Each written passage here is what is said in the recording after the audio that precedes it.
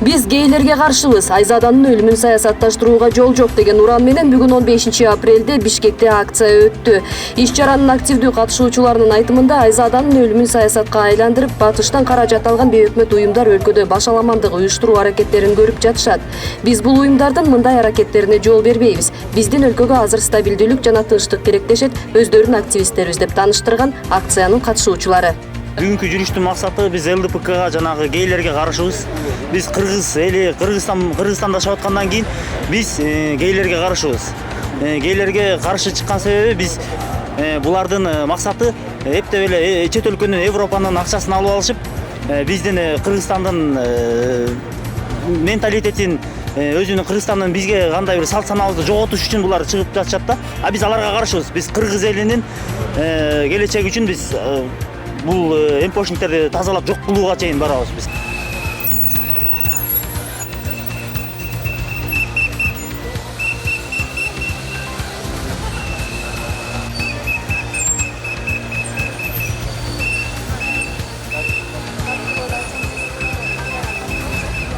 Айзаданын өлүмүн буга чейин саясатташтырып келишкен. Буга чейин бир дагы мындай биздин када салттарга тиешелүү Куран окуп коюшкан жок. Биз ошол Айзаданын өлүмүн саясатташтырбасын. Буга окшогон өлүмдөр Ички иштер министрлигинин статистикасында бар. Неге булар, неге сизге да суроо берейин, неге сиздер ошонун өлүмүн саясатташтырдыңыздар деген суроо талап менен чыктык. Анан кийин биз дагы биздин ички иштерге сырттан каржыланып гонорар алгандары далилдер бар. Ошону биздин өкмөткө, биздин өлкөбүзгө отчет берип коюшсун.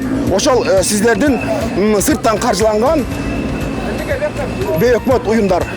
Билесиз, мен аттарын атабай эле кой. Уюштуруучулар билбедим, мен дагы сол жерлерден билип келдим ушулерге бейөкмөт гейлерге каршы экенин деп. Ошого да мен өзүмдүн жарандык позициямды билдиргени келдим бул жака. Уюштуруучуларды жок болсо керек, менимче эл өзү.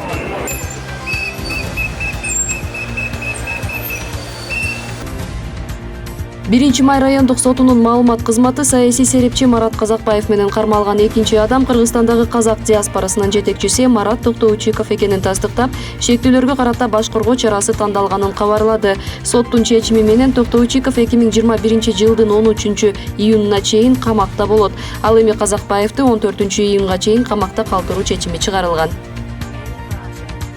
Республикалык иммундук профилактика борборунун директору Гүлбара Ишенапысованын билдирүүсүндө Кыргызстанга май айында коронавируска каршы AstraZeneca вакцинасынын 420 000 дозасы келет. Бул вакцинаны Кыргызстанга алып келүү 2020-жылдын сентябрь айында макулдашылган. Дүйнөлүк саламаттыкты сактоо уюму AstraZeneca вакцинасынын терс таасири жоктугу тууралуу корутунду чыгаргандан кийин дүйнөнүн бир катар мамлекеттеринде бул вакцина менен эмдөө башталган. COVAX программасынын алкагында Кыргызстанда КМШ өлкөлөрү менен катар вакцина бөлүндү. Бул биринчи этап, экинчи этапта башка вакцинаны да тандасак болот деп билдирди борбордун директору. Ош шаардык мэриясынын билдирүүсү боюнча 3 окуучудан вирус аныкталгандан кийин 2 мектеп карантинге жабылды. Маалыматка караганда Жетиган жана Олимп мектептеринин окуучулары 14 күндүк онлайн окууга которулду. Белгилүү болгондой, илдетке чалдыккан окуучулар бир туугандар, алар 2 башка мектепте окушкан.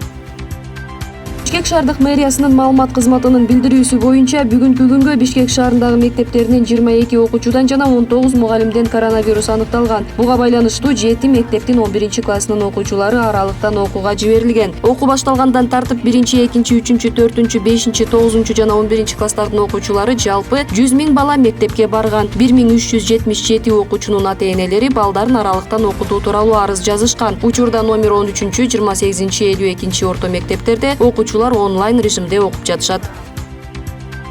Быйыл март айында куралдуу күчтөрдүн башкы штабынын аскер бөлүктөрүндө 15 кишиден кургак учук аныкталган. Учурда алар ооруканада дарыланып жатышат. Ушул окуяга байланыштуу кургак учук жугузуп алган жоокерлердин ата-энелери Бишкектеги маалымат жыйында Коргоо министрлигине нааразычылык билдиришип, жабыркаган жоокерлерге аскердик билет берүүнү, аларды жакшылап дарылоону талап кылышты. Биз балдарыбызга аскердик билеттин берилишин, алардын милдет өтөөгө жарактуу деп табууну талап кылабыз. Эгерде ооруп калган жоокерлерге аскердик билеттер берилбесе, биз Коргоо министрлигин сотко беребиз деп билдиришти жыйындын катышуучулары. Эске салсак, Бишкек гарнизонунун аскер прокуратурасы жоокерлердин жапырт кургак учук жугузушу боюнча жазык кодексинин 331-беренеси шалакалык менен кылмыш ишин козгогон.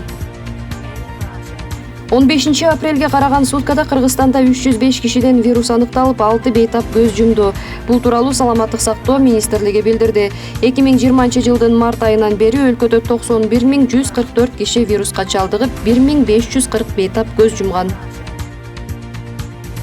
Расмий билдирүү боюнча Индияда акыркы бир сутканын ичинде 184.372 адамга коронавирус илдети жугуп, 1027 адам көз жумган. Адистердин айтымында бул пандемиянын башталышынан берки дүйнө жүзүндөгү рекордтук көрсөткүч. Буга чейин бир дагы мамлекетте COVID-19 жугузган мындай учур болгон эмес. Джон Хопкинс университетинин маалыматына караганда, акыркы күндөрү Индияда коронавирус жуктурган адамдардын саны кескин өскөн. Индияда былтыркы жылдан бери 13.800.000 адамдан COVID-19 илдети аныкталып, 172.000 адам каза болгон.